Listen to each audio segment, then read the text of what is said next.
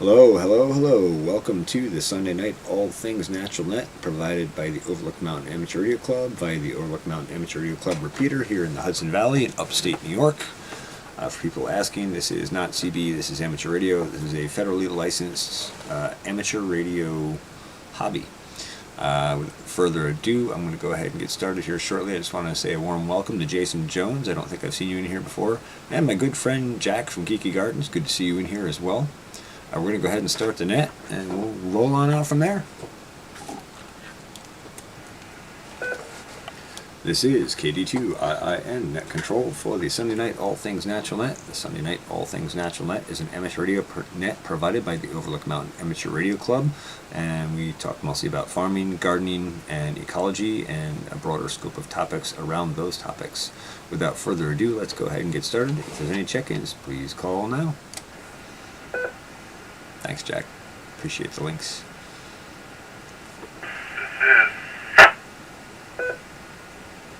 This is KD2RFI, Bob Ketchum.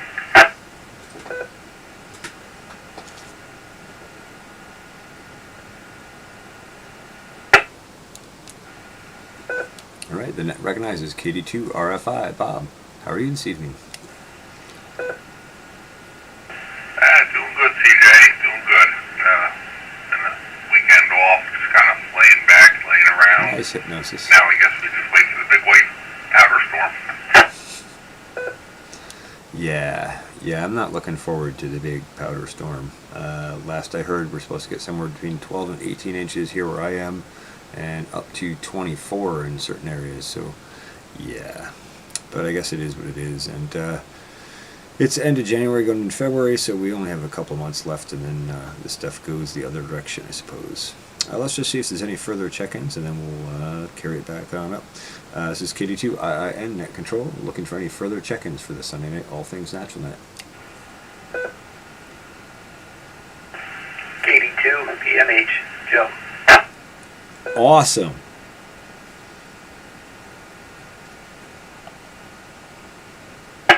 The net recognizes KD2 PMH. Joe, how are you this evening? Good to hear you. I'm good, CJ, thanks. How you doing? Fantastic, man. Fantastic. Glad to hear you along for the Sunday Night All Things Natural Net. Anything exciting going on in your world, or are you just bracing for impact as well?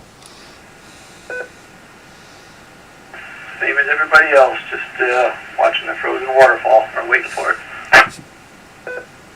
Fair enough, fair enough. Alright, let's just see if there's any further check-ins, and we'll roll back up to the top of the list. If there's any further check-ins, please call now.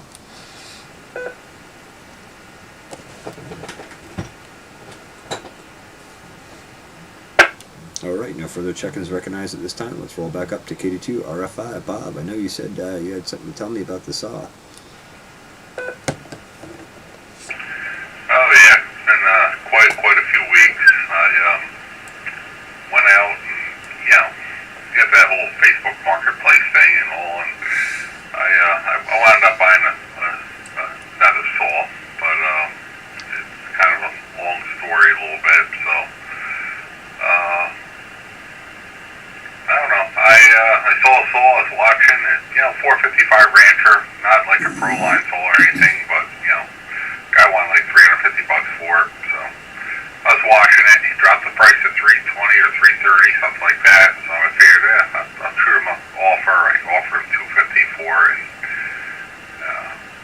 And before I knew it, he countered with another offer, and I didn't even get back up to the keyboard to type a response. And because I was going to say no to anything but $250, because I just, as you know, I still need this all. It just would have been nice to have. And then all of a sudden he turned around with the counter offer, and he accepted my offer without me even saying a word. So that probably should have been a sign. But so I went to pick up the saw, and on the way there, a deer ran out in front of me and slammed on the brakes. It barely clipped the deer. She kept running. It was a young doe. She kept running off, and didn't even go down at all. So I hit her that light. What did hit pretty hard was the case of honey I had sitting on my seat. That kind of hit the ground, and I lost about 4 jars on the floor of my truck. So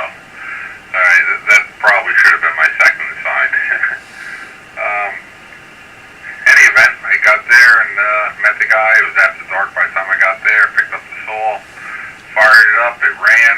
I figured, close enough, it runs, so we will work on it from there and, whatnot. So brought it home. Following night, I tore it apart, cleaned, and it was absolutely disgusting, so I just started cleaning it up. The outside looked nice, but the inside was all disgusting, so then I threw a camera down the spark plug hole, and sure enough, found out the cylinder was bad. So I had a saw that ran, but wouldn't run for long. Let it drop a moment. Oh, that sucks. Yeah, so from that point on, I just started stripping it down, and long story short, I replaced the piston, cylinder, and a bunch of other stuff that I figured would need to be replaced anyway. Preventive maintenance while I had it apart, all the fuel lines, spark plug filter, primer bulb, gaskets, everything. Pretty much I spun through it and just started replacing stuff. Then all of a sudden I realized I needed a spring for the chain brake. The chain brake spring was missing. I ordered one of them too. And I think it was like a day or two after I ordered all the parts for the saw, I got thinking about it. I'm like, man, why did I know that chain brake needed to be replaced? Why did I know that spring was missing? All of a sudden it dawned on me the cover for it and everything else was gone. So I went from thinking, maybe the guy didn't know the saw was damaged to, parts are missing. He definitely knew what he was selling. So, yeah, whatever. I could either go back and argue it, maybe throw the saw at him and change a few words or whatnot, but I said, man, it's not even worth it. Not worth my trouble. So, come to find out, the piston and cylinder for a 455 Rancher is the same size as the 460 Rancher. So when I ordered parts, I just upgraded.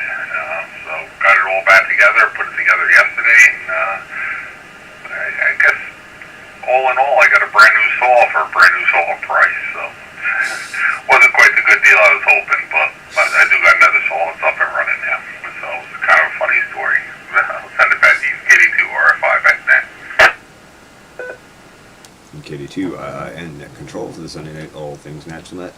Wow, Bob, I'm sorry to hear that. That's a nightmare. I'm glad that you're proficient in repairing that stuff and all, but yeah, it sounds like you got a lot deeper into that than you planned.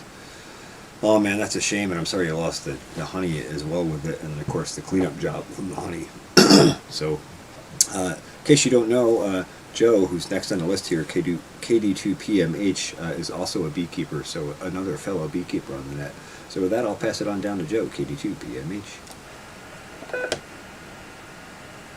Thanks, guys. Yeah, It's tough talking about bees in the middle of winter, but I certainly feel for your chainsaw dilemma. I guess I should write a song called The Two-Stroke Blues.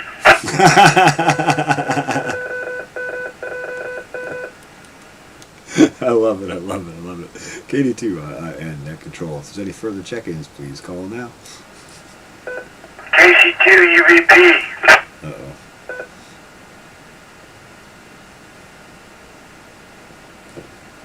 The net recognizes KC2 UVP. Mike, how are you this evening? Great. Now that everybody's writing country songs, I wrote one. I got a Ford that don't get around. It's got wheels that ain't round. And as far as the Jolly Rancher, I had a 455. It took me a week. Contemplation to figure out how to put that side cover back on. And, well, I got it. And it's a bear when it works. But when you get a messy cylinder, yeah, I understand. Yeah, back to that. Thank you. Thanks for the laughs, guys. All right, very good, Mike. I guess we won't talk about what happens when you listen to a country song backward, but you get all your stuff back. Let's just see if there's any further check-ins before we roll back up to Bob. This is KD2 and Net Control. Any further check-ins, call now.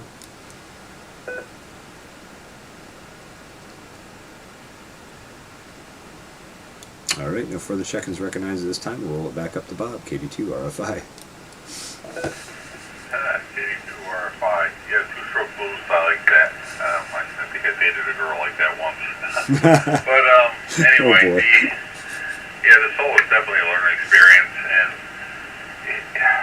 I kind of read the signs, but I said, let's go with it anyway. You know, what's the worst going to happen? I'm going to throw some money out the window. So, it was a good learning experience. I've never torn a saw apart that deep before either, so it was definitely a good learning experience, and thank goodness for YouTube videos. A lot of YouTube videos I watched in preparation for it. But, you know, other than that, you know, like I said, I call it the 455 plus P now because it's a 455 Rancher with a 60cc cylinder head on it.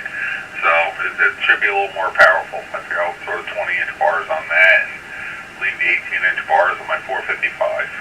But, no, all was good. As far as the bees are concerned, yeah, it's definitely tough talking much about them this time of year.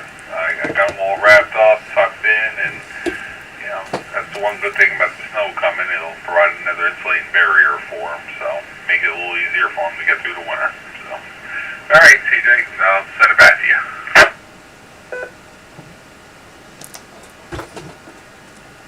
Sounds good, Bob. And yeah, you know, and that is a nice saw.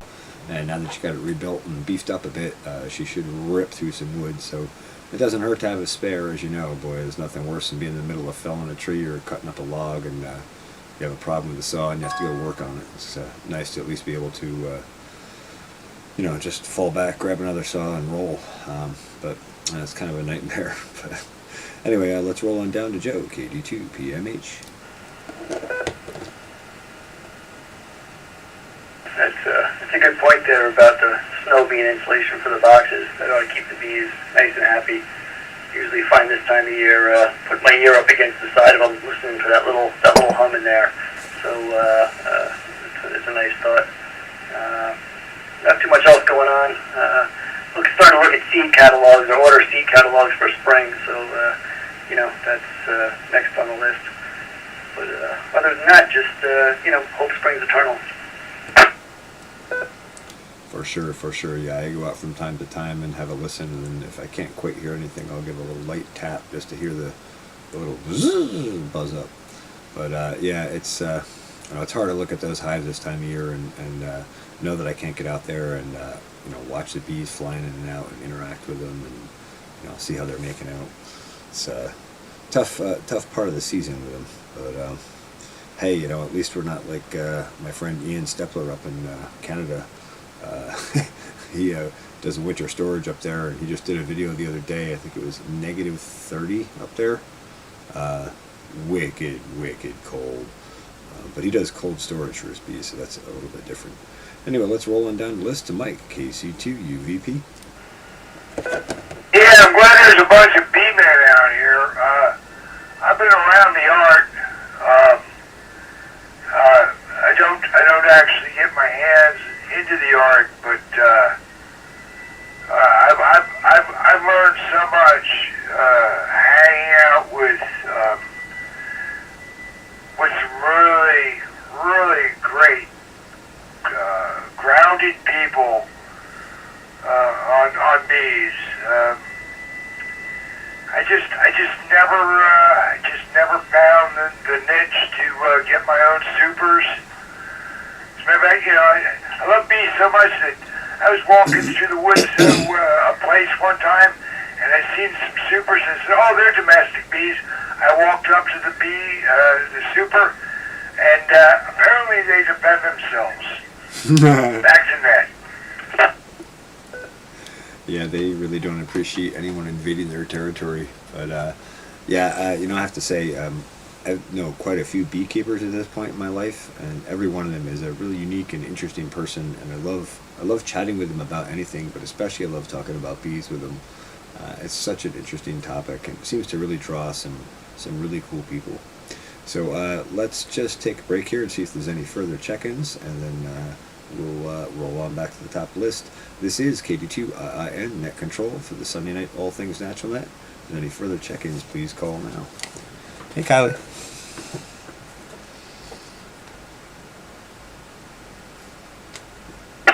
All right, no further check-ins. Back up to Bob, KD2 RFI. Yeah, Mike, sometimes those bees are really on point, pun intended.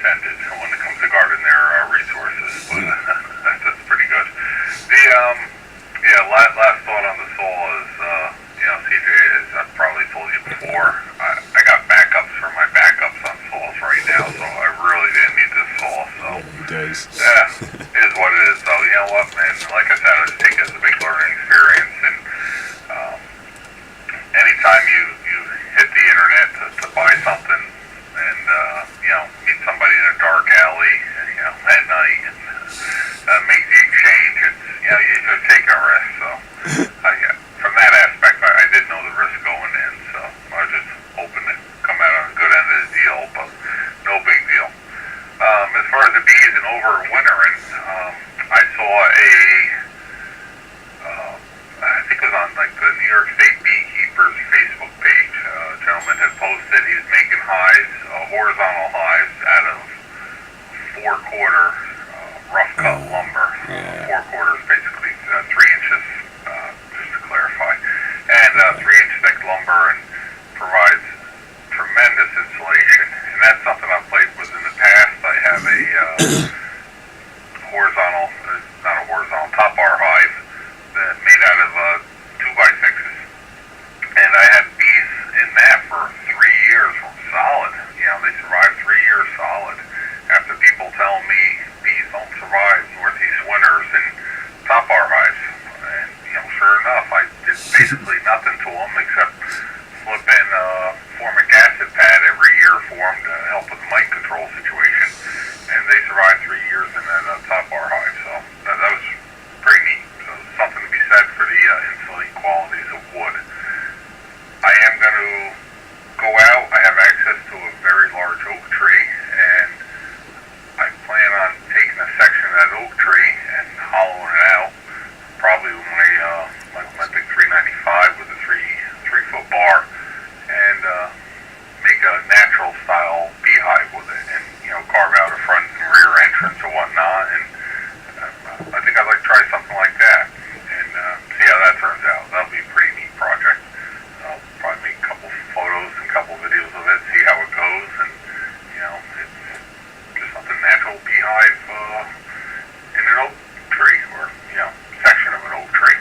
So, again, with this nice thick walls, I think it'll be great insulation properties, and we'll see how well they do there.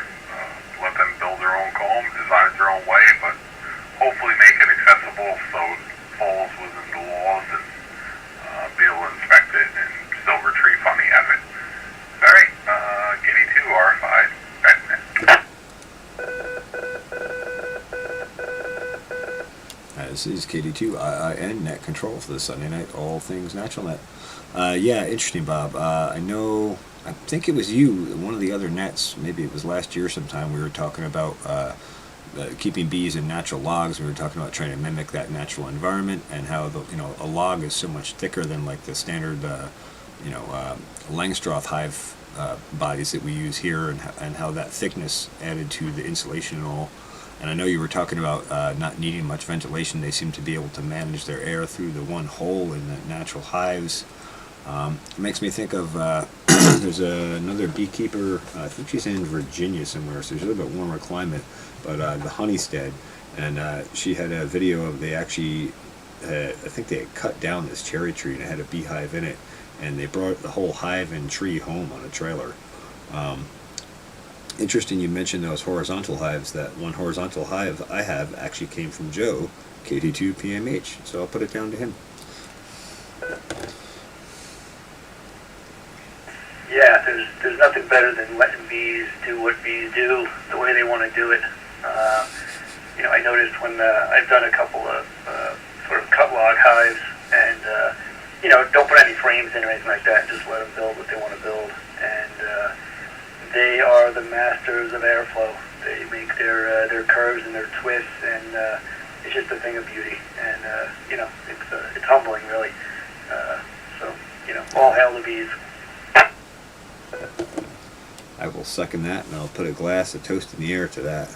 Yeah, it's really fascinating. I was a little apprehensive about getting into that horizontal hive when I brought it back here. I brought it back here in the spring, and the bees had died out of it over the last winter.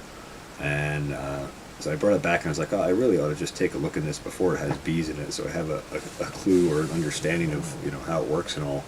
And it's amazing that it's just little wax starter strips, and they just build the comb down perfectly from that. And that hive was inhabited by I don't know, I guess a feral colony or something all on its own this spring. I think like end of May, maybe early June.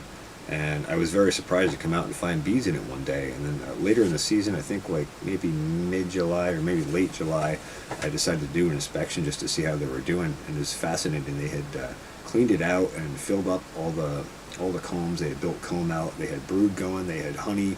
They had just really blown it up well. It just really, it was very rewarding to not have to do anything and to find this beautiful colony thriving in there.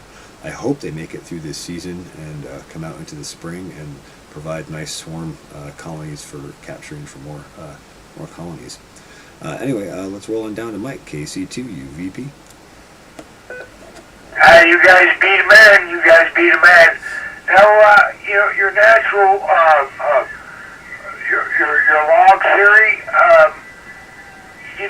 they just like, you were saying something about a platform where they naturally build. I don't think you have to take a lot of body out of a hollowed log to put up the structure that gives them Sounds good, the Kyle. ground to build their storage.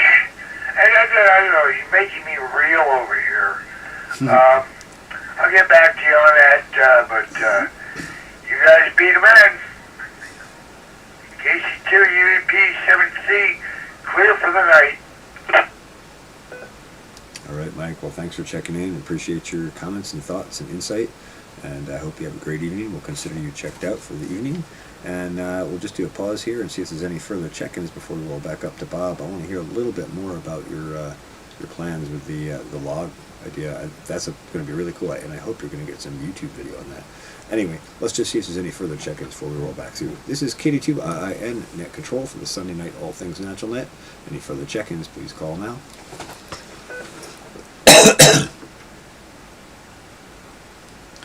Negative. All right, we'll roll back up to Bob, KD2 RFI. Yeah, TJ. Right now, I'm kind of more in the research stage and looking at stuff. I actually have three possibilities for trees that's already down that I can get a good section of log out of for this purpose. I'm just trying to make sure I have a good understanding of, not so much understanding game plan as far as how I want to close up the ends and make the entrances and whatnot. So, at this point, I'm kind of looking at doing it in a horizontal fashion. It might be and making hypnosis. it a removable front and back side, and leaving about approximately 3-inch thick walls on it, Absolutely, end Justin. caps, so to speak, or whatnot. So, just to give it plenty of insulating factors, and I'll probably just hang it up in a tree, slightly out of bear reach, hopefully, and Oh, yeah. away from my main apiary. You had mentioned the Honeystead channel. I'm very familiar with her channel. It's excellent information there. And I haven't seen that episode where they took the bee tree home. I know Hudson Valley Bee Supply, at one point they had a bee tree. Somebody had a tree they had dropped and there were bees in it, so they ended up, getting the resources together and, picking the tree up, put it on a trailer, and put it back up right in their apiary. So they had it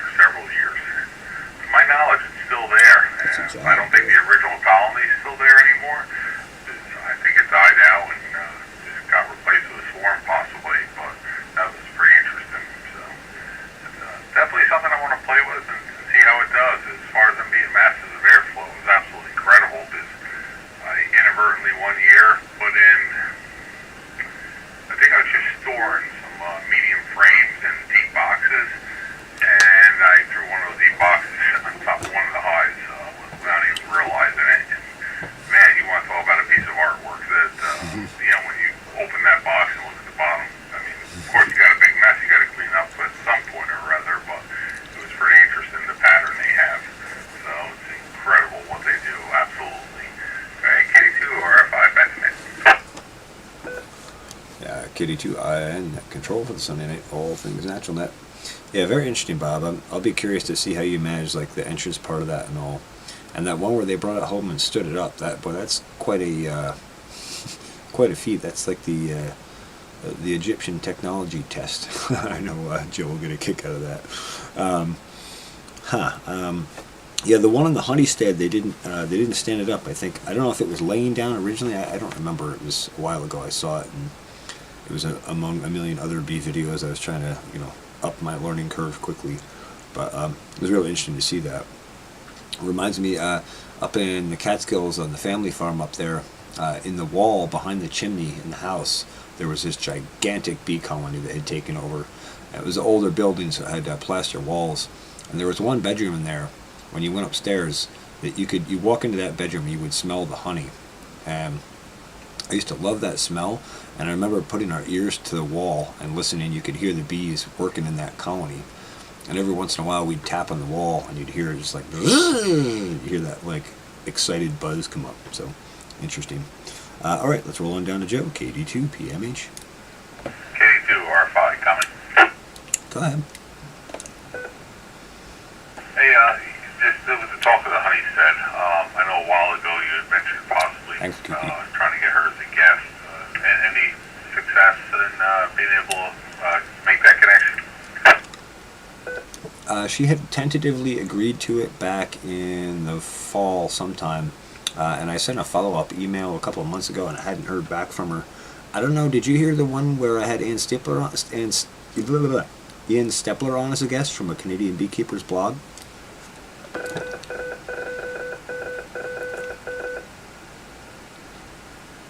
Negative. I did not see that one. Check it out. It's the December 23rd episode of Comrades and Farms. Very interesting conversation. Ian's a wealth of knowledge. With that, I'm going to roll on down to Joe, KD2 PMH. This is KD2IN at control. Thanks, guys. This is very inspirational.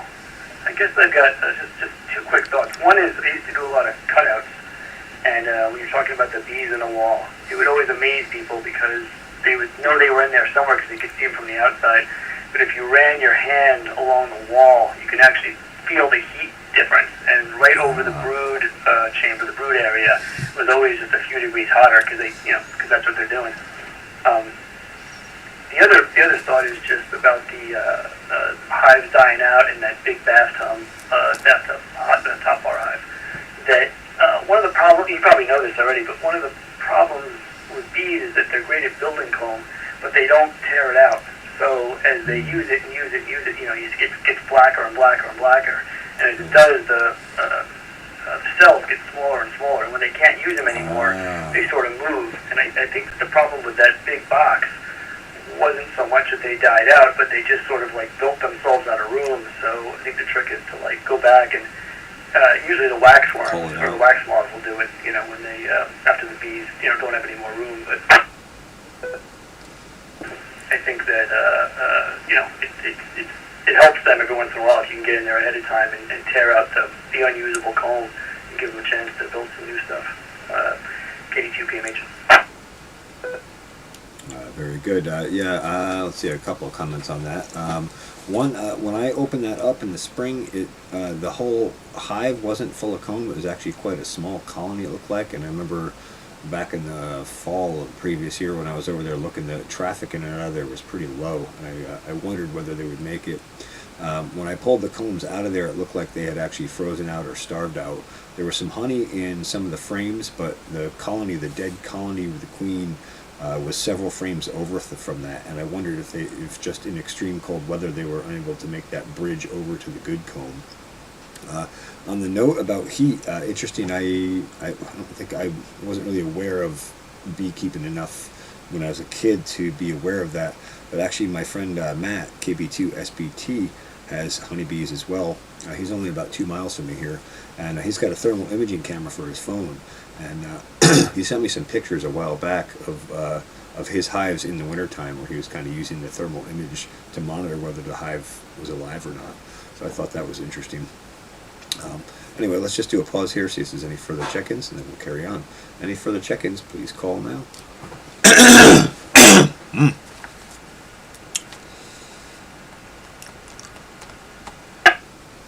right, back up to Bob, KD2 RFI. Yeah, those thermal imaging cameras are absolutely wonderful. I have used them in some cutouts I've done as well. It just makes it so easy to pinpoint the hive and pretty much minimize Very nice hypnosis. damage as far as where you got to cut out. So when you may know where the bees are going in, but you don't know exactly where the colony is. So it just makes it so easy. I've used them before. I do have, I won't say authorized access, but I have access to them, and I've used them on a couple cutouts, so they're a true blessing. And they do make them for the phone too. Like you said, they plug right into the bottom of the phone. One of these days I'll probably pick up one, whether it's the handheld or the phone attachment model, either or, but they're very handy. Even for people on apiaries, just walk around in the winter and you can tell whether the hives survived or not over the winter just by seeing the heat coming out of them. But they do put out a tremendous amount of heat, so it's a very handy tool. Technology being integrated into the natural world. Once again, KD2 R5 back then. Yeah, very interesting. KD2 and net control. Yeah, very interesting heat stuff. I think it was Ian Stepler that I heard talking about a beehive is basically the equivalent of a 15-watt light bulb, and it's pretty interesting when you think about that. They're doing that all off of sugar and nectar that they've collected from plants throughout the season. There's just so many little pieces there that's like, what a complex and capable creature.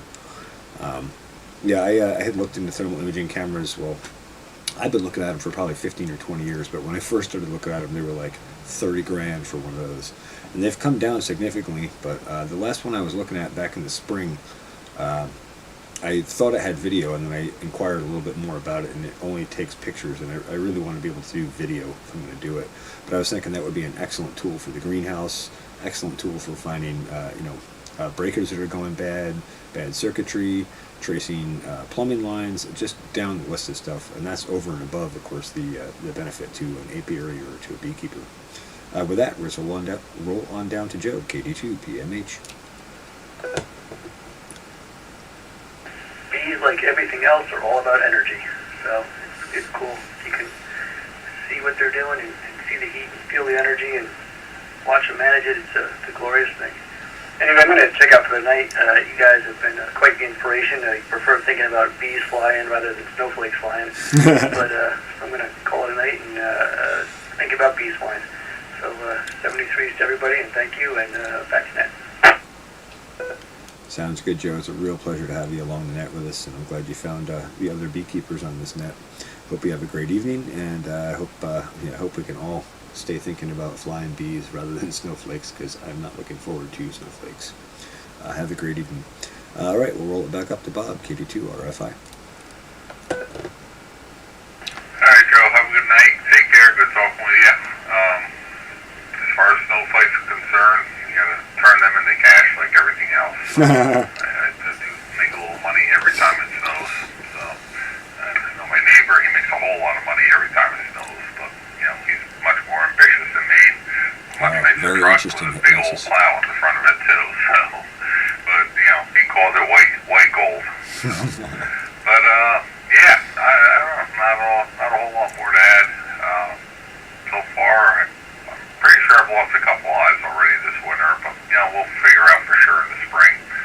I know the one hive was really strong, really populated going into the winter, but I think that first cold snap I saw a whole lot of dead bodies out, just piled out the front of it, and when I looked, there was a whole lot more on the floor of the hive as well that weren't being removed. So they're being removed at the good time. Nice There's job. workers in there cleaning up the place and keeping the house clean, but when they start laying around the floor, it's kind of a bad sign. It kind of tells me it might be loss is a little too heavy. But we'll see. We'll see what happens in the spring. Like I said, it was a really strong hive, and we'll see what comes out of it. So I do got to go do my hive.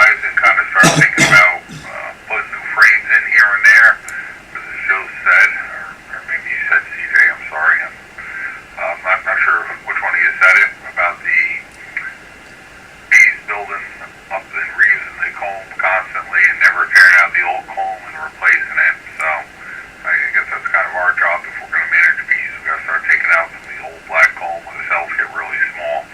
Because the smaller the cells get, as you know, the smaller the bees you get too. So, Yeah. you know, to a certain degree, they can only go so far. But that is definitely something to think about when managing the hives and going through the apiary every year. All right, I'll send it back to you, CJ. KD2 RFI. KD2 and net control. Yeah, very good, Bob. Yeah, I meant to comment more on that while Joe was here, but yeah, I wasn't really aware of the cells getting smaller over time, but I knew somebody was talking. One of the guys I was watching on YouTube was talking about needing to replace that as the comb darkened, and I forget what all of his reasons were, but I know that one of the ones he was talking about was, you know, pesticides accumulating in the wax over time. It's better to replace them. But yeah, you know, I think you're right. I think that really goes back to, you know, how are we going to manage bees? You know, it's best to provide the best environment for them that we can. And so any of those little subtle things that we're aware of that they may not necessarily replace, or that they would have a natural method how they go about replacing that, we kind of have to substitute in for that. Let's just see if there's any further check-ins here quick. This is KD2 and Net Control looking for any further check-ins.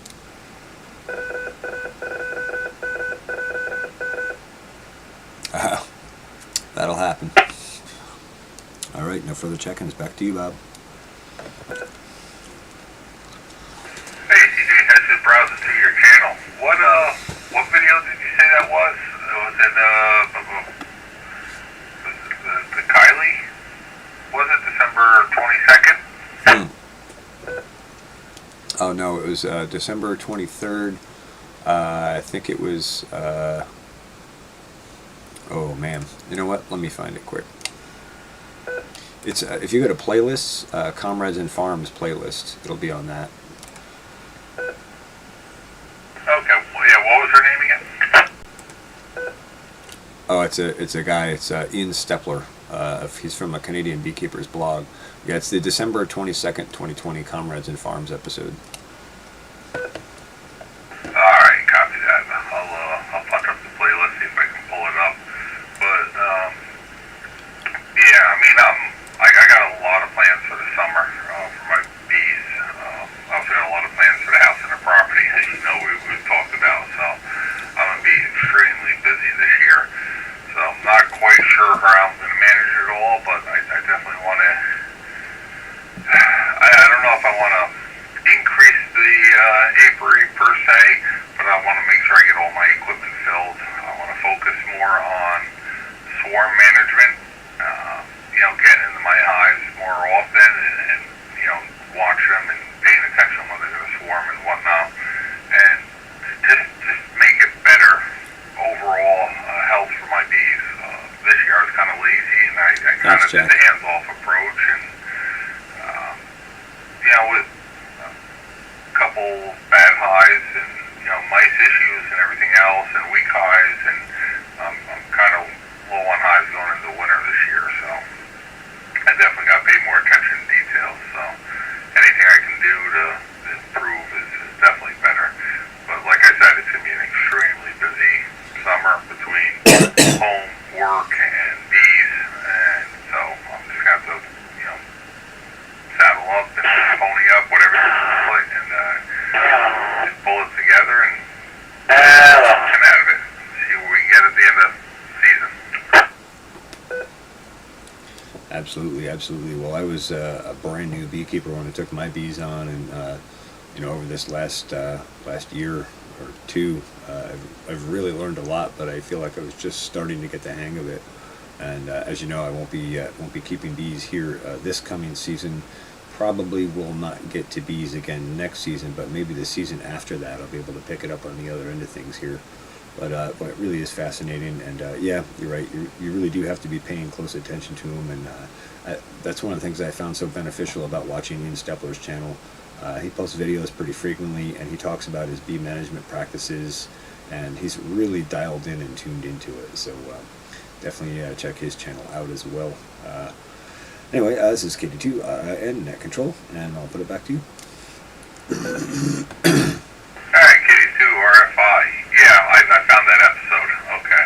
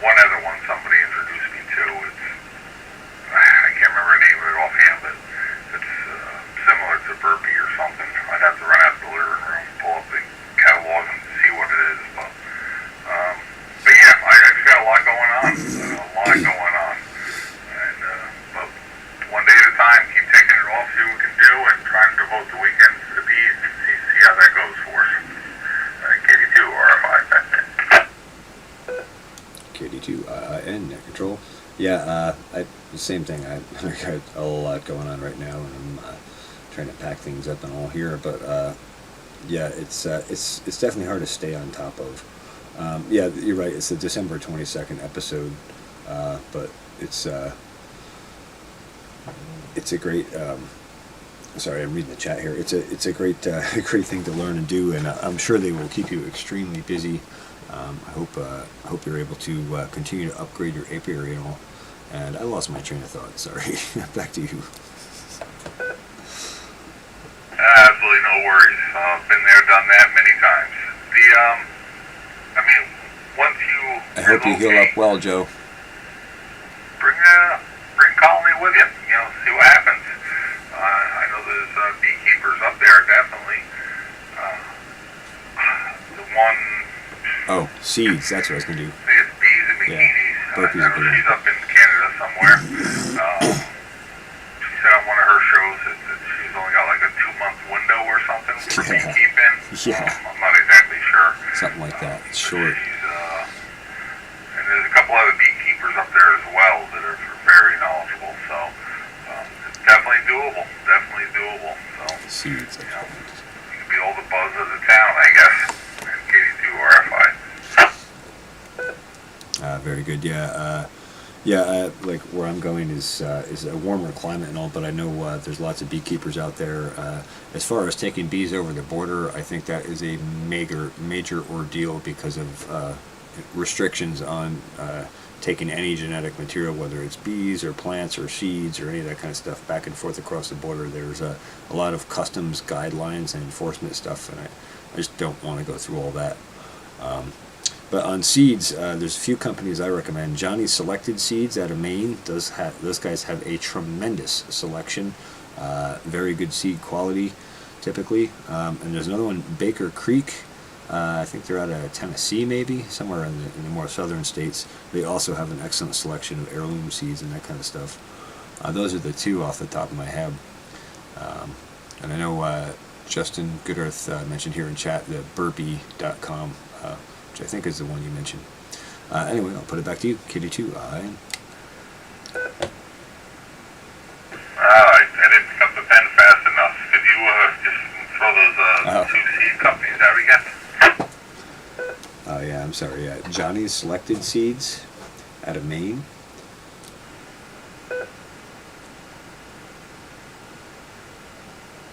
Alright, what's the second one? Baker Creek Heirloom Seeds. I think their website is rareseeds.com or something like that. Alright, outstanding. I'll definitely check on them and, see what they got. Like I said, I think I had big plans for a big garden, but I think I'm just going to reel myself in a little bit. And, especially the more I talk about everything I got to do this summer, would like to do, I really don't want to overwhelm myself. I'd also like to get a couple more fruit trees planted along with a couple probably hardwood trees or something put in, maybe basswood or something that's good for the bees. So, I don't know, we'll see. If the money and time permits, I'll add on all the additional stuff. But, I mean, honestly, planting trees is pretty easy. It doesn't take that long, and, just water it a little bit and give it a little fertilizer here and there, and you're good to go for the most part. So, but definitely big plans are around here, big plans. I will definitely try to get some video and some photos. Thanks, when Justin. I do Appreciate it. vlog as well. And Geeky, I'm thank you. excited about that. Yes, Michigan Garden. That's the Like I other one I was said, I trying to think think of. 3 trees to choose from Thanks, that are guys. currently on the ground, and whatever I don't use for the bee log is the rest of the trees can be turned into firewood more than likely. So, but nice big rounds.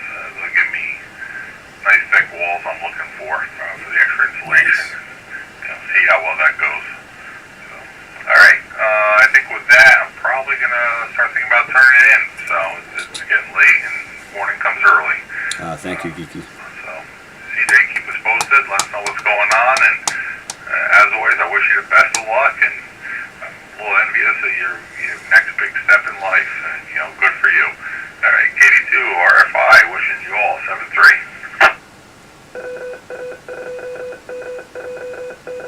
All right, right, sounds good, Bob. Thank you for the well wishes. And there's one other seed company I wanted to tell you about quick. It's Michigan Gardener, and it's migardener.com if you want to check it out.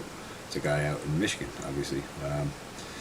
Anyway, yeah, I think we're going to go ahead and close this net up. I appreciate your excellent conversation, as always, and participation. And I hope you have a great evening, and I hope this snowstorm doesn't kick all over our bus. I'll put it back to you for any final comment. Whether or not the storm kicks or, slicks the road for us and slide into home plate a little better. Either way, I'm more than happy. It's just the season, If I ever move out of the Northeast, I'm going to miss the change in the seasons. I can tell you that much. I do enjoy the cold, I do enjoy the snow, but I also love the heat and love the So spring. true, So no matter what it is, I think Dolly Parton summed it up real well when she said, everyone wants the rainbow, but you got to put up with a little rain. KD2 RFI. Take care. Well said, Bob. Well said. Nice closing. All right. Well, I think that's it. We're going to go ahead and wrap this up. There are a few other nets on this repeater. The 8:35 a.m. and 6:30 p.m. daily nets run 7 days a week at 8:35 a.m. and 6:30 p.m. run by rotating net controls, just sort of a daily check-in, Hudson Valley sort of thing. Additionally, on Thursday nights at 8 p.m. is the Thursday night net that's run by David, K2JLV, and that's more of a technically oriented net about radio, Raspberry Pi, antennas, all sorts of technical stuff. Always excellent participation and conversation in that net, so I encourage you to check that out. Additionally, there are emergency-based weather nets or weather activation nets that happen on this repeater. For example, in this upcoming snowstorm we have, I know there will be a whole bunch of weather-related nets. So if you want to stay tuned into the weather and hear what's going on around the Hudson Valley, you can always do it that way. Without further ado, we're going to go ahead and close this up. This has been a session of the Sunday Night All Things Natural Net here on the Overlook Mountain Amateur Radio Repeater, the OMARC 146.805 MHz repeater, with a PL tone of 103.5 and a negative shift of 600 kilohertz. What else? Yeah, we're just going to go ahead and close the net up, and I encourage you to check out the other nets. I hope everyone has a great evening. 7-3s, this is KD2 IIN. This net is officially closed, and this repeater is back under regular amateur use. Have a great evening, everyone. Thank you. Whoop whoop. You're back. Awesome. Good timing, Kai. Alright everyone, thank you for watching, participating, appreciate it. I hope you all have a great evening, and we will see you guys next week. Actually, we'll see you guys Tuesday if you watch the Comrades and Farm show. Everyone have a great evening. Thanks for watching.